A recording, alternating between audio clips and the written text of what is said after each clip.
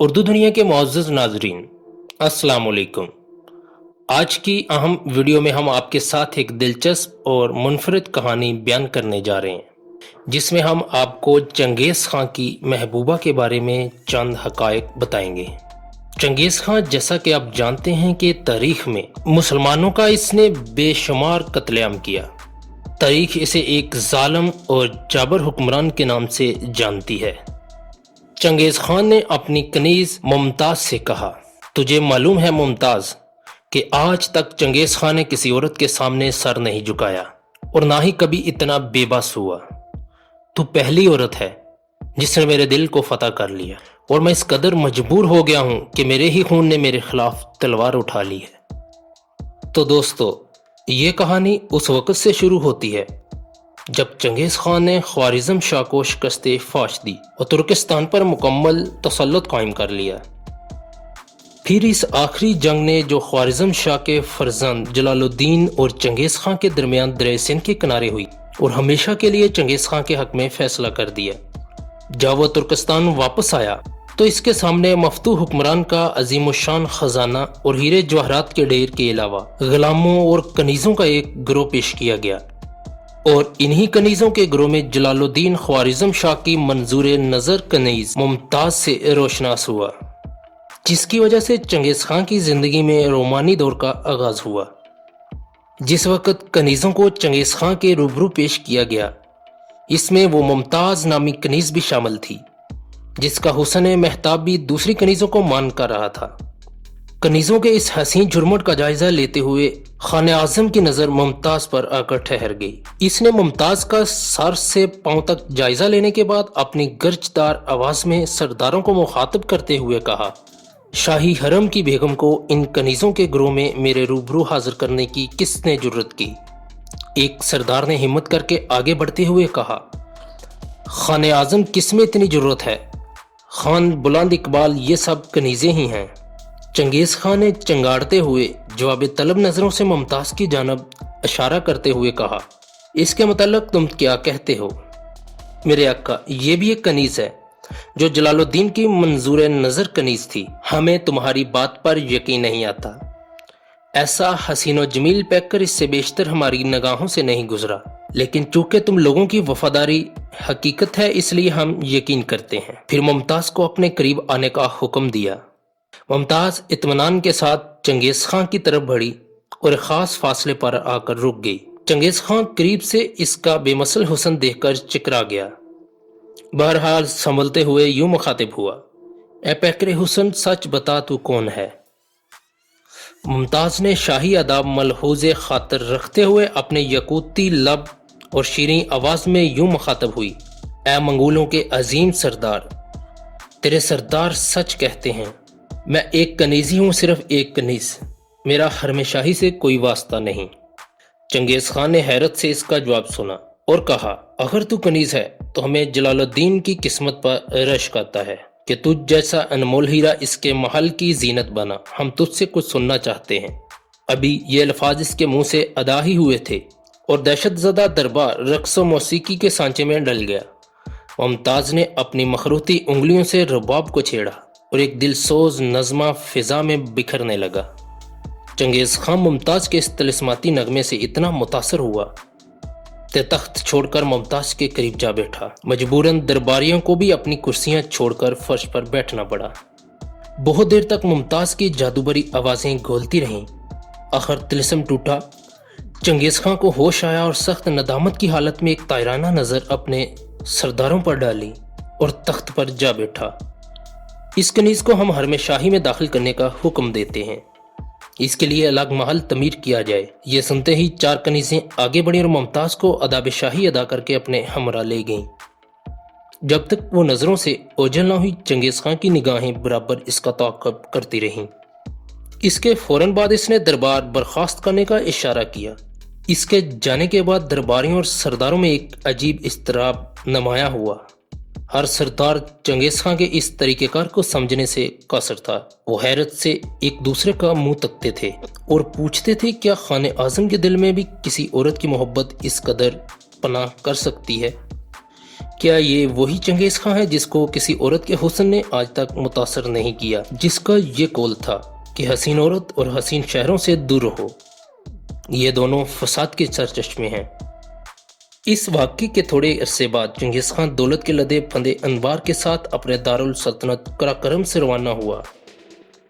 اس کے ہمراہ ممتاز بھی تھی۔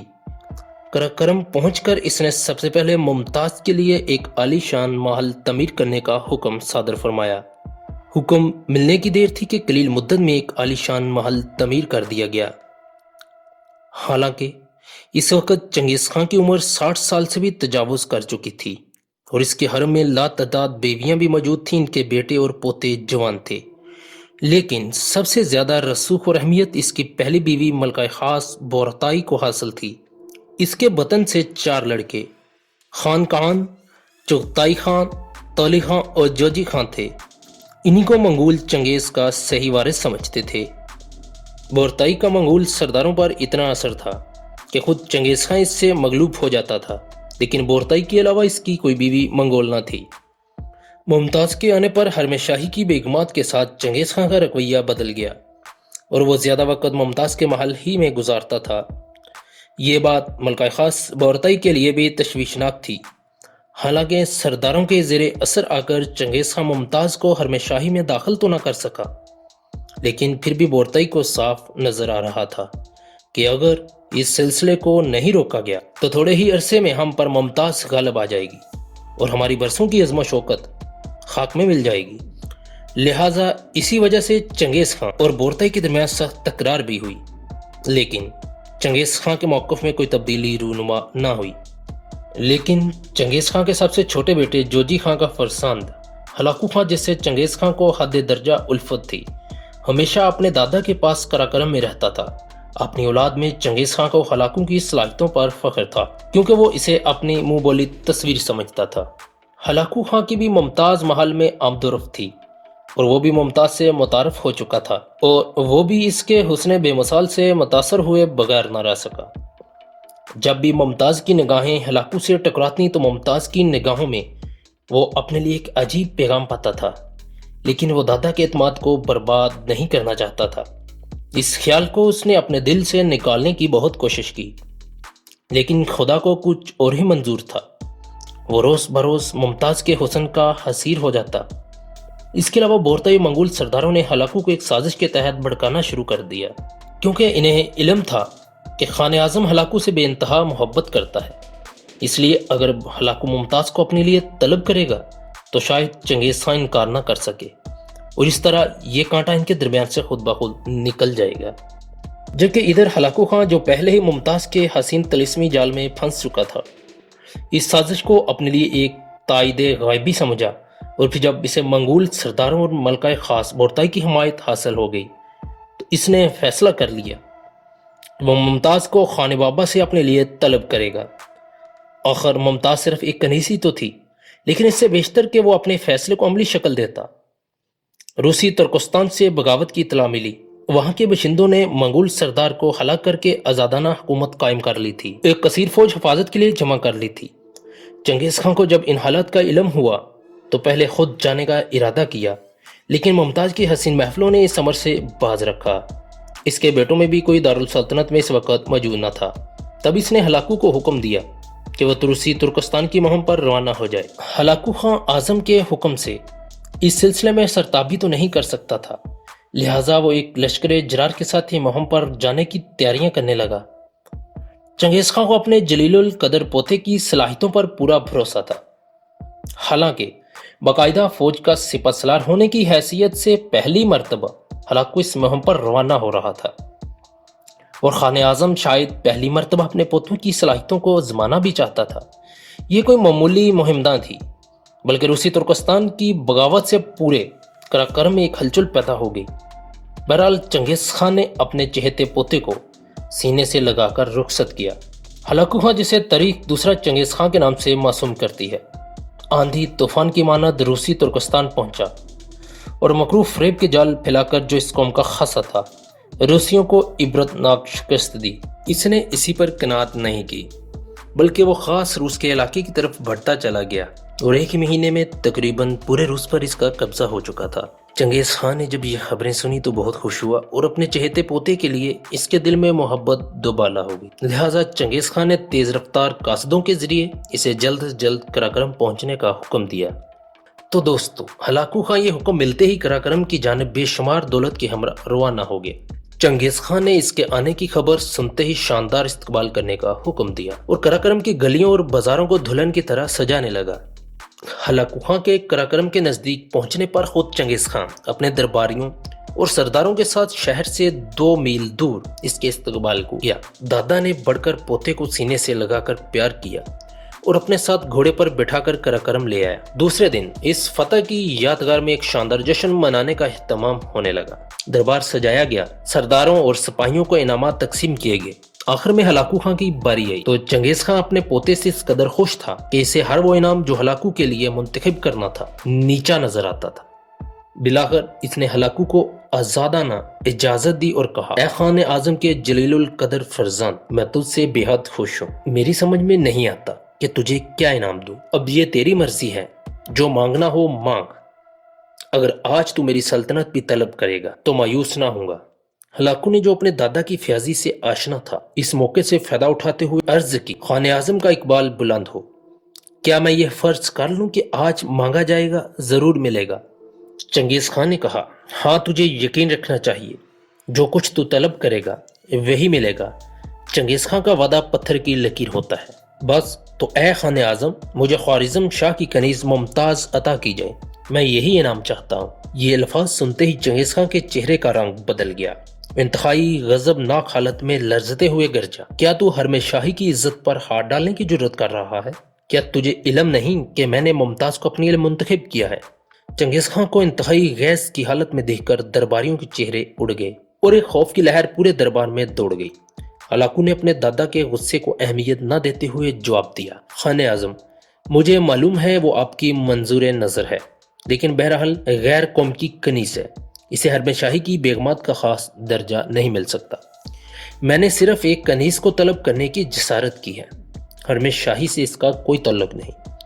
चंगेज खान अपने पोते का ये बेबकाना जवाब सुनकर चकरा गया और दरबार पर एक सरसरी नजर डालते हुए कहा, तुझे इसके सिवा सब कुछ मिल सकता है, लेकिन मुमताज नहीं।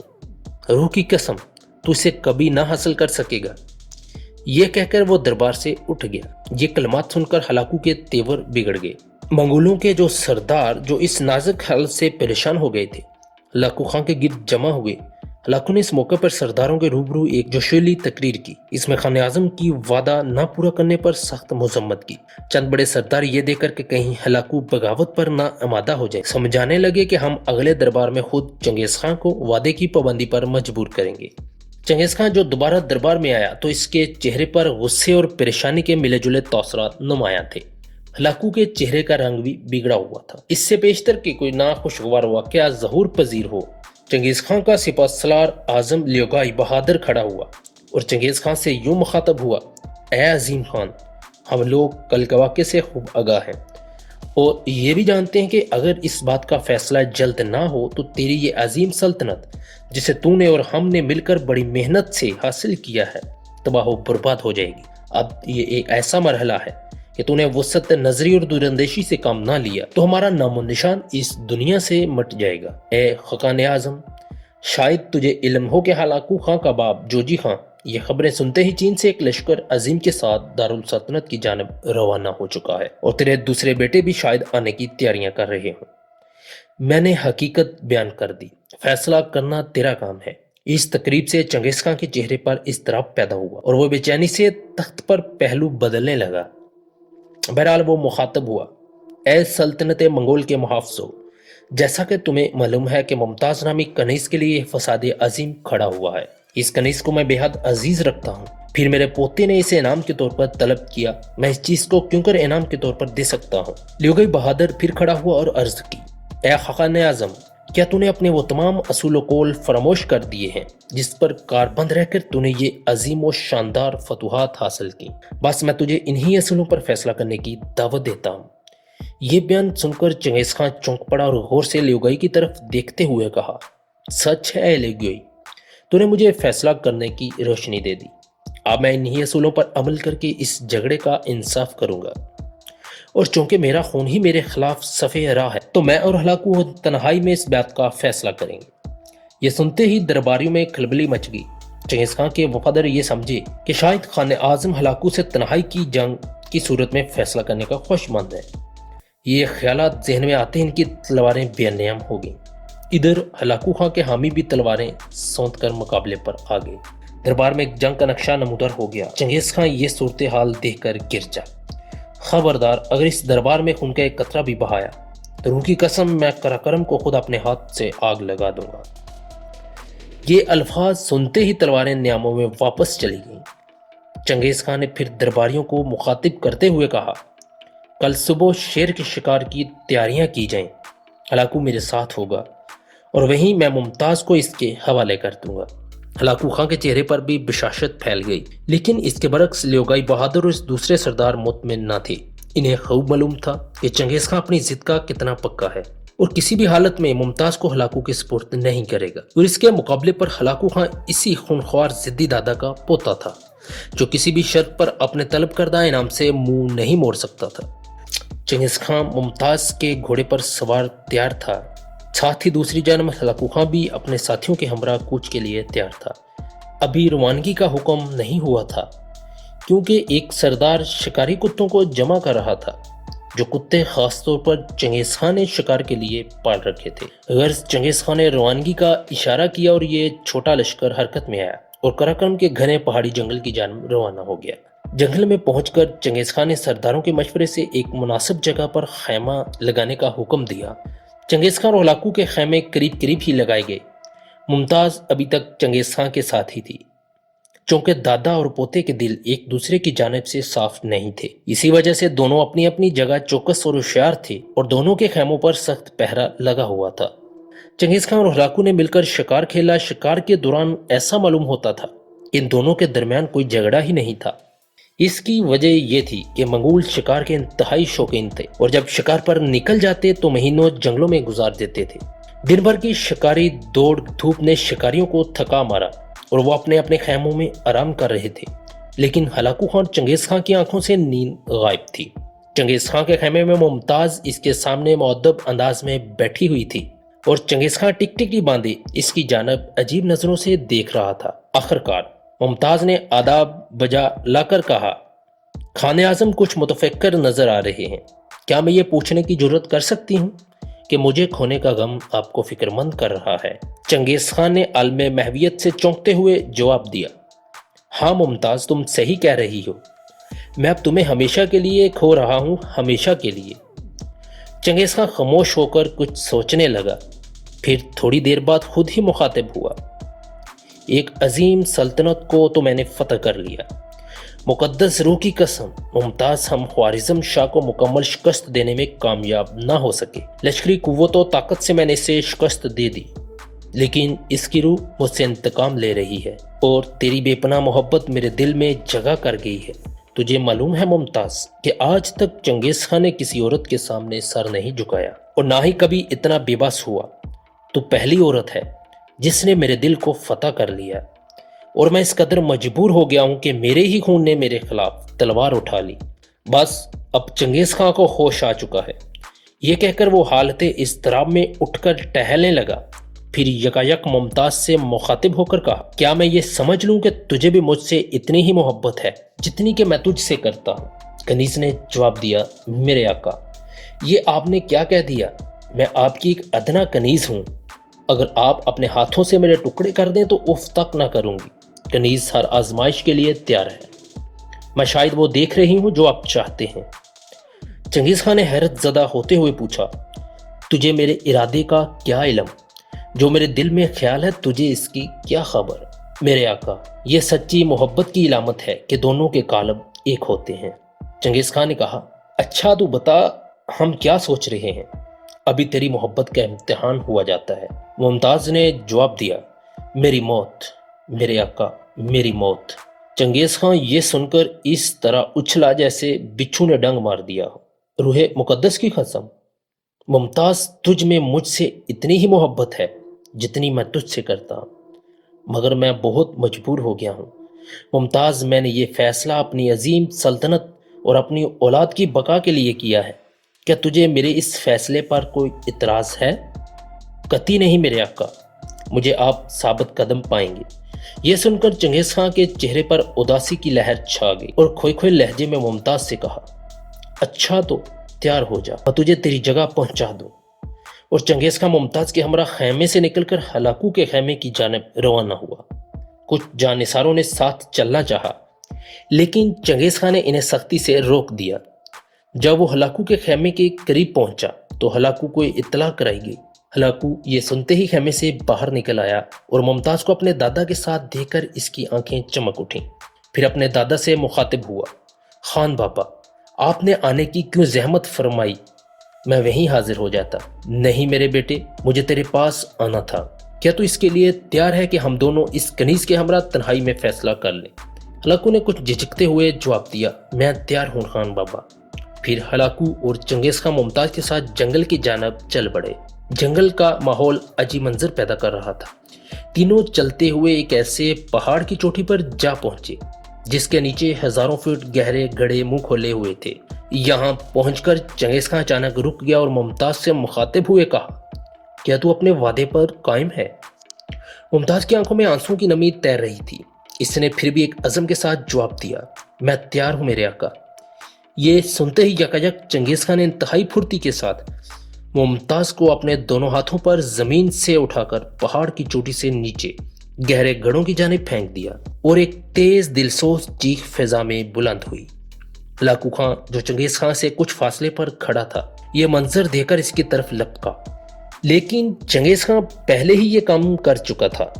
قریب پہنچ کر ہلاکو نے میان سے تلوار کھینچ لی، لیکن چنگیز خان گمسم کھڑا رہا۔ ہلاکو نے تلوار ہوا میں لہراتے ہوئے للکارا، یہ کیا کیا خان اعظم؟